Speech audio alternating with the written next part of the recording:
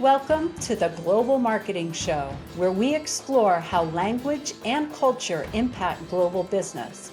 I'm Wendy Pease, your host and president of Rapport International. Let's get started. All right, welcome to another episode of the Global Marketing Show. I am chuckling. We're going to have a lot of fun. As you know, the podcast is brought to you by Rapport International, who provides foreign language written translation and spoken interpretation in over 200 languages. Lots of experience in providing that across different things that really have to be culturally adapted. And so that's a good reminder when we're going into today's tidbit from Rapport International. Remember the Harry Potter books when they came out by J.K. Rowling? I love those books when I read them. Well, they have been translated into 68 languages. And that is no small feat for the translators, considering that the books are full of unique names, made up words, made up foods, made up games, anagrams, and it's full of British cultural references. And so the translators working on these books were not only able to translate the words, but they were able to translate all the nuances, the humor, and the subtleties of J.K. Rowling's novels that readers could experience the full tale. Love that, which will bring us into talking to Mike Hubbard, who has traveled all over the world and he has helped all sorts of exporters. He's the Director of International Trade for the Economic Development Partnership of North Carolina. He joined the organization in 2014. And prior to joining EDPNC, he was the vice president of the National Council of Textile Organizations, focusing on international trade and customs issues. He's also served as a cleared advisor on the Industry Trade Advisory Committee for Textiles and Apparels at the U.S. Department of Commerce. And he headed up the American Yarn Spinners Association. So tremendous background in international trade and textiles. Mike, welcome. Thank you. Thank you for having me. Yeah, I'm very excited. So tell me, how did you get your start in textiles? I got my start in textiles. I was interested in trade. I was interested in international relations, and I got a job at a trade association, first with the American Yarn Spinners, which are manufacturers of yarn, not storytellers. And got started with them, and they were very focused on international trade. This is 25 years ago. Actually, when I came on board, the guy that hired me, he was kind of my mentor. They had started a yarn trading company some years before with a number of the yarn manufacturers here in the country that they sold domestically. They knew that there was a huge market outside of the U.S. They started this company to help them all sell their product overseas. And not too long after I got there, companies were dropping out one by one because they were doing so well internationally.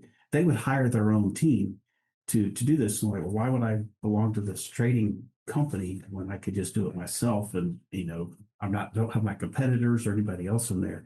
And one by one, they did that. And finally, it was down to maybe 3 or 4 companies. And they're like, we actually all have our own teams now as well. So, it put itself out of business because it was so successful, which was exactly, it's great. And I was fascinated by it. And, with textiles, obviously exports are, their survival here in this country, and that industry has had to reinvent itself over and over again.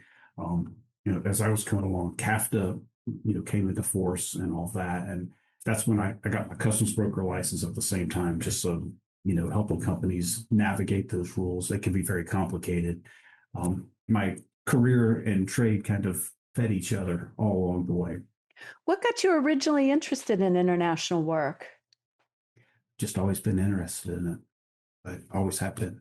International trade, internet foreign policy. It's just always been fascinating to me. Did you travel much as a kid or have any international exposure? Or Some, not a lot, not a yeah. lot. I've been to Europe a couple of times, but I mean, prior to, I guess in grad school, I went to Mexico for the first time, went to Canada when I was in my 20s. It didn't have a whole lot of international travel, just a desire for it, but didn't have the opportunity so much until later on. Yeah, good for you. I find a lot of people that I've interviewed on the podcast have either lived internationally as a kid or traveled a lot or had some international exposure in the life. So, I say during college, I spent a semester in Germany, which was, learned German was my second language. And then in grad school, I taught business English in Russia for a semester as well. So, back in the early 90s, it was an interesting time to be there for sure. yeah, So, yeah. but yeah, just I've always been interested in international trade and foreign relations. No, good for you. So now you're at North Carolina. So tell me what's going on down there in international trade. Sure, sure. So real quick, the Economic Development Partnership in North Carolina was created in 2014, shortly before I came here. It was created by the state to work for the state. So we're not a state agency. It was created as a public-private partnership, sort of all the outward-facing functions that the state was doing before: business recruitment, business retention, export promotion that I do. We have a small business startup group here, and then tourism attraction as well. So my group working on international trade development, business development overseas. We've got a team of 5 managers here on the team with me, and then we have a grants manager as well. And we work with companies here in the state of any size, not startups. They're not really ready to jump into international markets yet, but smaller companies all the way up to as large as they come. Kind of our sweet spot, the companies that call us the most tend to be small to mid-sized businesses. And what we do, we start with a lot of export education first off. Just assessing the company and their level of understanding of international trade already and exports, but looking at export education, everything from compliance, what the rules are with customs and what they need to know so that they play by the rules. Customs is serious, Yeah. and you want to make sure they get that right. Understanding the regulatory requirements, where they're going, are there licensing requirements, are there certifications that they need to have, that sort of thing. Um, Part of it's cultural education, Yeah. telling them kind of what they need to know so that you don't want to come off. Sometimes we have very innocent things we say or mannerisms or hand gestures that can be taken in a very offensive manner in another country. And the worst thing you can do is offend a potential client as soon as you walk in and they meet you, because that's not intended at all. And then part of it is also education, understanding the industry in the country that you're going to. How does it work there? How do they sell there? That sort of thing. So then what we'll do with these companies is a lot of market research, market intelligence. What do you need to know to sell in that market? Who are your competitors there? That sort of thing. We'll help them develop a written export plan, and it's either a market entry or a market expansion strategy, but having an actual plan so that they're not just going to go to a trade show and hope they meet somebody. We want to, what's your strategy for this whole process? Okay, so it's no hope strategies. Yeah, yes. Hope is not a strategy. Uh-huh. So, and then, we help with the business development side, helping them find, and we have contract offices around the world as well that can help, identify partners or distributors that they could work with, that sort of thing, and help set meetings when we go to these countries. And then kind of what we're known for with a lot of companies here in the state, EDP&C will get booths at trade shows, or we will organize trade missions of North Carolina companies and take them all over the world. And again, help them set the meetings before they get there, help them sell when they're there, and kind of get situated, get them around. So that's kind of, and then we work with grants as well. We have the STEP grant, the State Trade Expansion Program through the U.S. Small Business Administration. Everything's on hiatus right now because of the shutdown, and they haven't awarded the new grants yet. But that's been huge because that will reimburse companies if they travel with us or do other things, including translation that you mentioned. Yeah, I can't overstate enough how important that is. And I saw one of the very first shows I ever went to when I was here. We had going to the Middle East, and a woman in our booth, a small company, and she had been warned, you don't want to do this. You're not going to be very successful. She translated her catalog and put it on her website into Arabic. And she had a postcard just telling who the company is and what she does. And she had it in English and she had it in Arabic. And it was fascinating as to watch people. They would come up, they speak perfect English, and they would watch where their eyes went and see which one they picked up. And she was a player, and she ended up, because she was serious about the market. It cost almost nothing. The postcard was cheap for her to do this, but she was a serious player. She got a distributor. She ended up doing very well in that market. So it makes a big difference. And What on your industry? website, What products was she selling there? home furnishings. Home furnishing. Interesting. Okay. With just a postcard translated. Yeah. It was a postcard, and then they could go to a website. They had the link there, and she had a US website, with a .com. It wasn't a .ae or whatever the Yeah. Indians are registered in that country, but still it was in Arabic, and there's her product catalog, and it was, again, not expensive really to translate that and put it on there. It was just a PDF, but it was huge for her to be able to do her business. Yeah. And companies, ideally they get a website in that registered in that foreign country. When you're Googling, there's 200 Googles really. When you're traveling around the world, if you're in Mexico, it's going to go to every .mx site. It's not going to any American sites typically, unless you type it in specifically. So ideally, that's what you do. But at the very least, your US site, if you've got it in Spanish or German, whatever your second language is, your as many languages as you want, it's helpful. Right, right, exactly. Yeah, what are you seeing? I mean, we're talking about websites. I see a lot of people put the Google Translate plugin or they try to use AI for translation. What are you seeing in the differences of the human culturally adapted and the AI? I may be old fashioned, but I like a human to look at it. I've seen errors before, and sometimes it's nuance, and it just makes me nervous. If I'm speaking with my friends and I make a mistake, we can laugh about it. I've done that when I was in Germany. I said something very innocent about the weather, and they all just started howling, laughing, and I apparently had said something very crude. And fortunately, it was among friends. But if at your company, you're trying to sell your product, you want to be professional and not offensive, you want to get it right, and you don't want to have very simple grammatical errors that it doesn't look professional, and I prefer to have a human look at it. And even a lot of the companies that we've worked with here in the state translate it into the foreign language, and then they translate it back to English and see if it still kind of works both directions.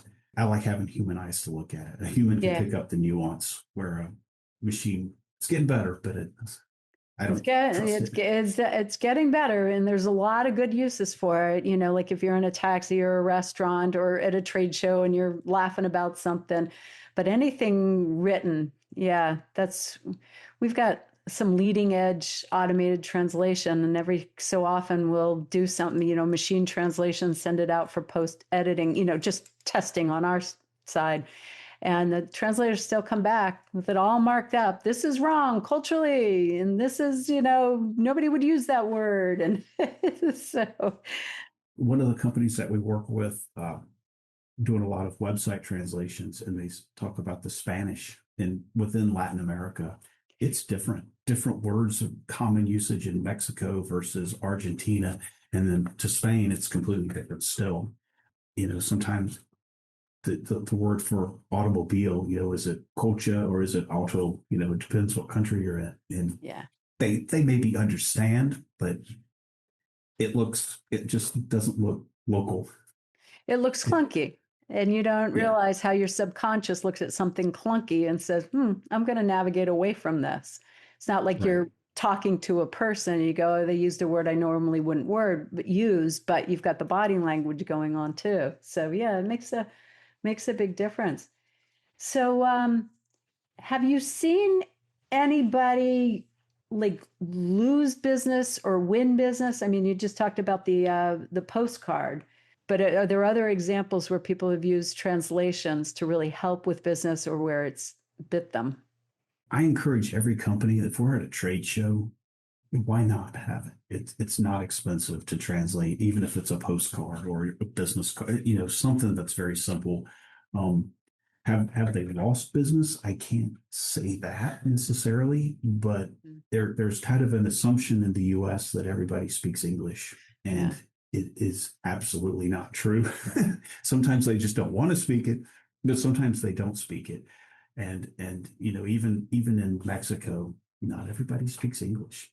And maybe you're at a trade show and you're speaking with somebody that their English is excellent, but they take your flyer back to their or your literature back to their company. Maybe the people in the company don't. And so, things can get you can kind of get shoved aside by the company that did have it in the local language. I love your example of, have both languages on the flyer and then you actually watch them to see where their eyes go, whether they read the English or the Arabic. I mean, that's fascinating to me where you're speaking to them in English, but what do they go to read while their brain is really trying to I, process it?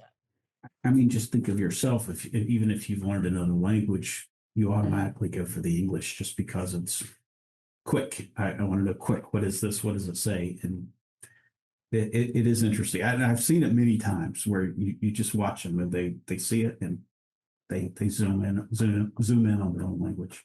Right, right, right. That's people will default exactly to what they want to read. So kinds of it. You mentioned that you work with SMEs. What size companies do you consider small and mid-sized companies?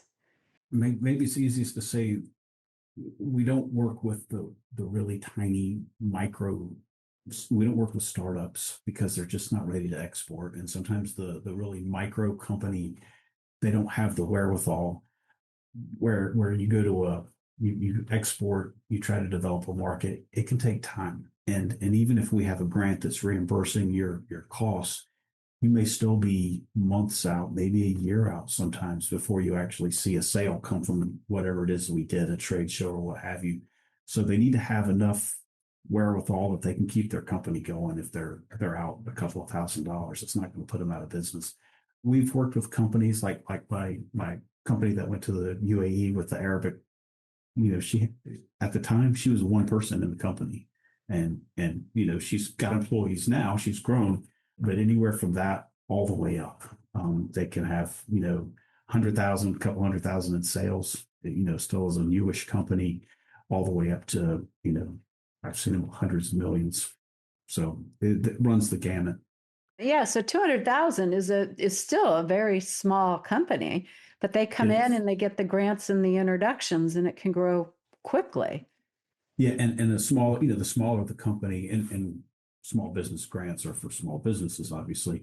But sometimes the smaller the company, the more it means to them. It's that it is very impactful for what they're able to the returns that they can generate from using that money. So it's very impactful.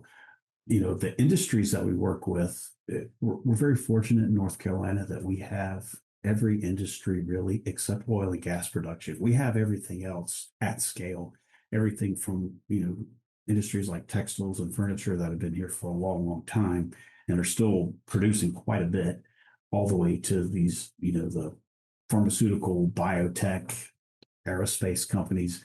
And that's with our team because they specialize in these different industry sectors. They know the kind of the squirrely rules sometimes that the trade rules or just funny things about industries, whether it's textile rules, the rules of origin or auto parts, understanding that they can specialize in that. But we're fortunate that we have so many industries here.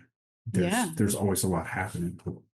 I want to take you back to, so it's fascinating. I never put that together with North Carolina, but as you were talking about it, yeah, there's the furniture and the textiles and so that's a nice area of the country to live.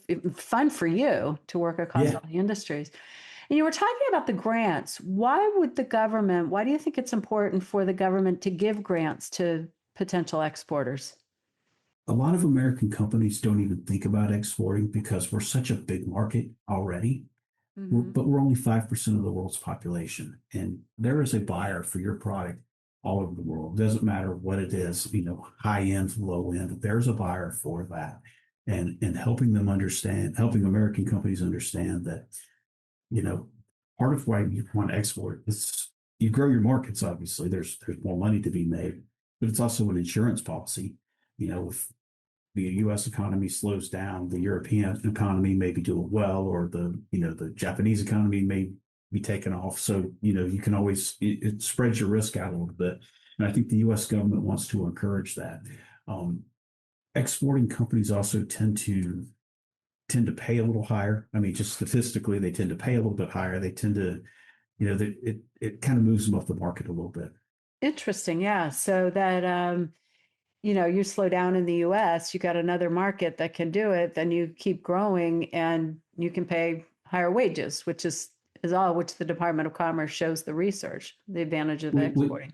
we have a company here in North Carolina that they manufacture boats, really nice boats, Yeah. and they've done extremely well. And I wish I had one because they're beautiful boats, and I don't have one. But one of our team took them overseas, and they had a custom found a customer in Italy, and they were selling boats in Italy and doing really well.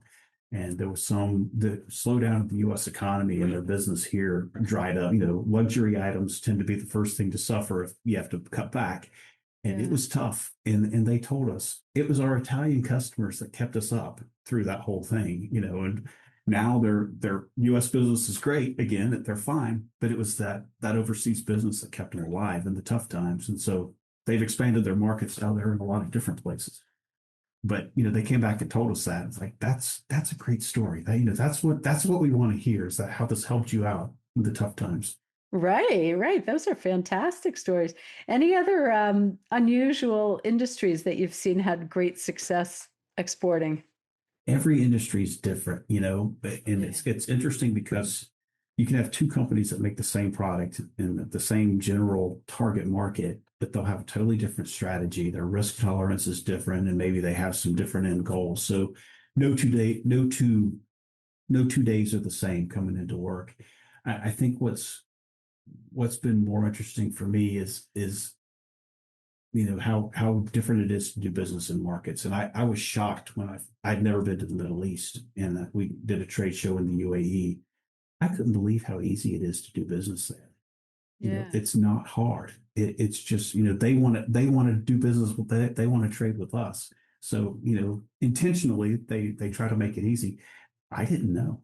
It was my first time there as well, along with some of these companies. So that was great.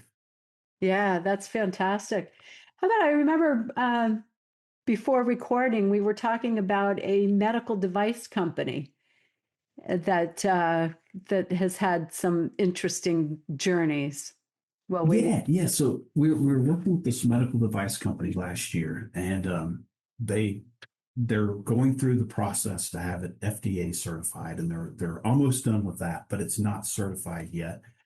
So they thought, well, can we go ahead and export it as well, even if it's an over-the-counter item? And I thought, we'll sell it in Canada and Mexico. And we're working with outside partners, and we're doing a lot of market research for them, healthcare spending, obesity rates, diabetes rates, heart disease rate, all these different things. We don't have necessarily all the access. So that's where having partners is a really good thing. Yeah. And at this stage, Canada and Mexico are terrible markets because they would need that certification, and they need to get the certification in their home countries as well.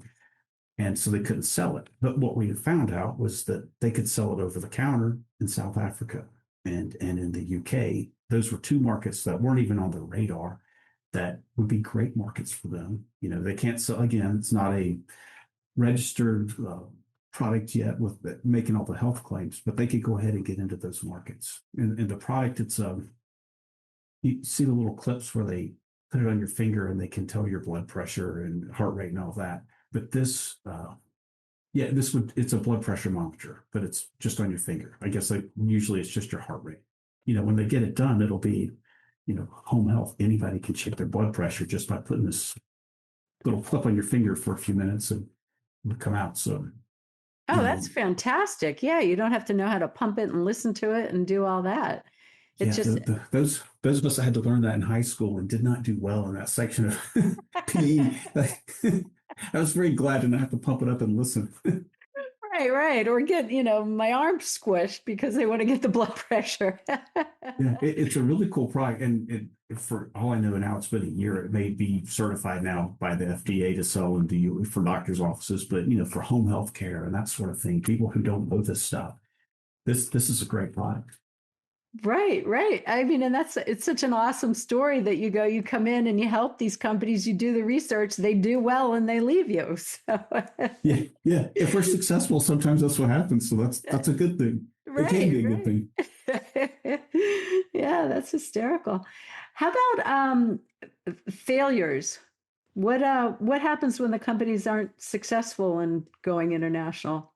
Typically, we vet the companies very well before we even do anything. Before we go to a foreign market, we want to vet them and make sure they're committed, that they've done the research. So that the failures are kind of eliminated before they happen more often than not.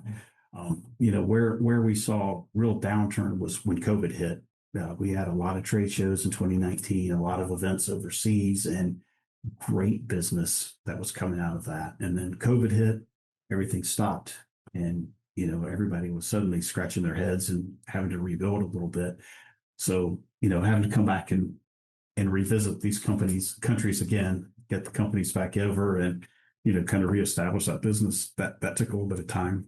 I guess that not necessarily a failure, but definitely a setback. Yeah, okay, which makes sense. Is so you vet the companies well, they're going to do the work, you're going to support them, and they get the machine rolling, and that's what gets success. But any Yeah. company that comes in and has to stop or doesn't continue, they haven't built the relationships. If there's a company and the leadership of the company has no interest in it, it doesn't matter what the salesman wants to do. You need to have top down buy into this whole thing. The company needs to understand they may have to do things like labeling. Like the U.S. is very strict on labeling when products come here. Yeah. Other countries are as well. Even Canada, as much trade as we have with Canada, it's our biggest export market, hands down our biggest export market. You got to follow their rules. They don't just mail it back if the labels are wrong. They'll destroy it. They're busy people. There's a lot going on there, and we do the same. So, and if a company says, "Yeah, I'm not making these changes," okay, that's fine. But you're wasting your time if you're going to try to sell in different markets. Sometimes if they've got the rules set and you know what they are, you got to play by the rules. Okay, and they're But going to making come. sure they understand. And most companies, by the time we're talking with them too, they understand that, and they'll either say can't do it, won't do it, or don't want to, or okay, what do I need to do? And then we'll help them understand what the goals are. We have our overseas offices that can help sometimes with that, the nitty gritty details as well. What are the labeling requirements? The EU, for example, some of it's EU wide, but then you know having a label in Polish or some different language. What do you need to know? Right, right, exactly. Yeah, I mean, it's really exciting if you decide you're going to do it and you go get the help, and then, you got your process laid out and you keep that as a initiative, you can be successful and then have like some real big home runs. Absolutely. And so one of the things that we've started to do here, typically the companies that come to us are smaller to mid-size. The Yeah. bigger companies don't always need us, but very often they I don't want to say they outgrow us, but because they still need help. And so we're starting an export accelerator here that will kick off in January. And it'll focus on the companies that have more exporting, a little bit of exporting experience, but they don't have a process. So this is a 1 year program that'll walk them through kind of systematically. How do you pick your market? Let's have contract lawyers come in and talk about contracts, and have bankers come in and talk about finance, and freight forwarders come in, kind of go through it systematically. We'll help them pick a new market. The first half of the year, we're doing all the classroom work, maybe 4 times in person, and there's a lot of individual coaching and a specific plan for their market. They're all going to have a different problem or a different objective that they want. But then the second half of the year, we get them into the market, to physically visit. There's nothing that replaces that face-to-face interaction. And you've been overseas. In the U.S., business is very transactional. Yes. I need something. You make it, I'm going to buy it from you. We're done. And it doesn't work that way in most of the world. And I always tell our companies, you go to Mexico, you don't have a customer until you've been to their kids' soccer game with them. They're going to know you and like you, and you're going to be friends, and you're going to, there's a relationship there, and they're going to be a great customer, but it's relationship based. You go to Japan, it's relationship. Middle East, Africa, relationship. So it's important, and that face to face is nothing replaces that. Right, right. That's so common in the United States to think transactional. It's a huge learning curve to get up the scale of you don't talk business at dinner until the meal is done. We're thinking, Right. okay, you open it up as soon as the first drinks are poured and you talk through dinner and then you go, okay, goodbye, good evening, we got a deal. But it's not that way. Business before pleasure is a very American concept. Like, no, no, no, no. We're going to talk sports first. We're going to talk family, tell jokes, whatever. We'll get to business later. Right. Yeah, that's a really good point. So I understand you had a recent trip to Finland this year and Yes, had a lot of great success there. we did. I didn't get to go, unfortunately, but Ah, yeah, one of our trade managers led a trade mission to Finland in August, and 9 companies here from the state, and they did exceptionally well. This was a defense-focused trade mission. Um, they're still reporting back to us, and very often you go on a trade show or a trade mission, you don't have sales right away, but so far the ones that have reported do, and they've done really well. And the kinds of products that they had were really unique. Like one company makes a drone, not one that shoots at people or anything. It's like almost like a kite, but it looks like a drone, and it's on a tether, and it flies around. It takes 5 minutes to put it up in the air, and as it flies, it generates electricity, sends it back down, and so a military unit that's out in the field somewhere far away from everything. They need to run a, quickie hospital or quickie communications. They've got power. They can put it up in 5 minutes. They can take it down in 5 minutes. So that's generated a tremendous amount of interest with the Finns. The U.S. military has already looked at it very closely, and they like it a lot because it's just a great resource for them to have. oh my That's gosh. not having to ship a diesel truck out there into the middle of a field or big heavy batteries. They got this very lightweight, quick way to do it instead. And you imagine, like, how we used to, not we, but I had any involvement, but Morse code, and you had to have these big machines, and people had to learn Right. that language. Now you got a little drone that's going to give you, so you can have a cell phone conversation no matter where you are in the world. Right. I mean, it's fast. The technology's moving so fast, and there's good exchange on that. And it's interesting. We had the group that went to Finland. The Finns have already sent a group back over this month, just last week actually. There were 8 Finnish companies that came here to North Carolina and visited, and more exchange there. And so again, more companies meeting with them. We'll probably end up going back next year as Ah, well, just because we're building out this really nice relationship. yeah, yeah. And what a nice way to enter the European market through Finland, and then for people to come into the US market through North Carolina, where there's so much going on there. Yeah, Yeah. yeah, it was really good, really, really good. How about any crazy or embarrassing or culturally different experiences that you've had through your years? Funny. Actually, it's more stories like horror stories I've heard from others. Oh, I'll but take those too. but Yeah. yeah, just the hand gestures and how you exchange a business card if you meet someone from China. You use 2 hands, and it's almost there's a process there, a ceremony almost. You're handing them, they read it, and they hand you there. You accept it with 2 hands, and you read it carefully. And we get a card, we stick it in our pocket, we don't even look at it, and Or we write on it.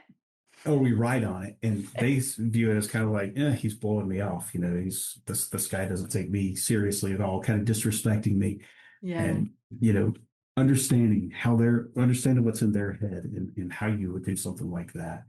Um, when you sit in the Middle East, you don't we like to sit, we cross our leg, we got our foot up in the air. You don't show them the bottom of your foot ever. That's just, it's not, it's an insult.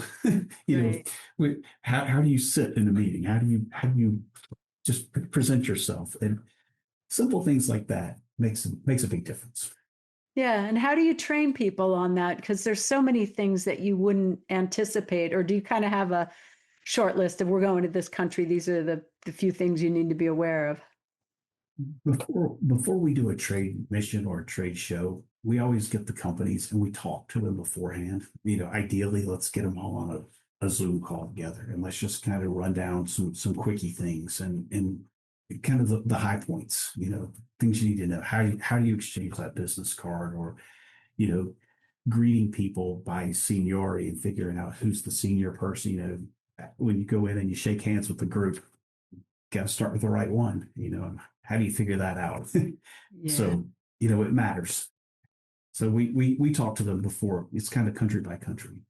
Okay. Yeah. Yeah. That's so important. That's another huge service that you're offering. But, we've spent a lot of time talking about language and culture, and there's so many ways that people can do little things that make a huge difference.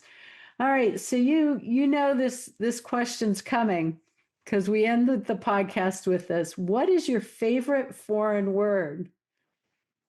So German is my second language. I quickly learned the word Morgenmuffel, which is a morning grouch. Yeah, somebody, me, before I've had my coffee, I'm a Morgenmuffel. So get 2 cups and I'm a really nice guy all day long. Glad I'm talking to you in the afternoon. Exactly. We can't do this at 6 a.m. Morgan Woofer. That's a new one on me. I really like that. Morgenmuffel. Oh, muff. How do you spell it? Morgenmuffel. Oh, muffle. Okay. Morgan. One word. Muffle. Germans, they like to put all the words together. So Morgenmuffel. That's a good one. That's a really good one. Well, Mike, where can people reach out to you if they want to know more about your services in North Carolina, entering into the United States, or if they want to reach people in other states that would be able to help them like you do? Sure. So our website is always there, edpnc.com. That's for Economic Development Partnership, North Carolina.com. That has all of our different teams on there, and all of our staff, all of our phone numbers, emails are on there. If somebody watching the podcast is in another state, they need export help. All the trade people in all the different states know each other. We have a private chat group on LinkedIn. Association CITO that we get together twice a year. So, if you're in Idaho or Texas, you can still ask me, and we know who they are, and we all know how to reach each other. So happy to make introductions. Oh, good. Well, thank you so much. So you can go on the edpnc.com website and look for Mike Hubbard, Hubbard, if you want to find him. So thank you so much for being on the podcast. Thank you for having me. I really appreciate it. This was fun. Yes. Yeah. Yeah. And I learned a bunch of stuff, and I loved hearing the stories.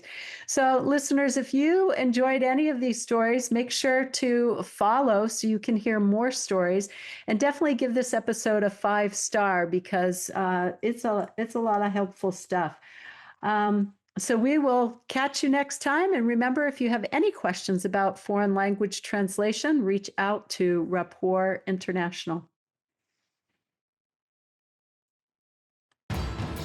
Thank you for listening to this episode of the Global Marketing Show. We started this podcast to capture the stories of people who do global marketing and work for companies that export, since those companies have higher revenues, higher profits, higher valuations, higher salaries, and more stability, according to the U.S. Department of Commerce. If you enjoyed this podcast episode, please leave a review and subscribe. And if you know somebody who would be a good guest, introduce them to me, your host, Wendy Mackenzie Pease.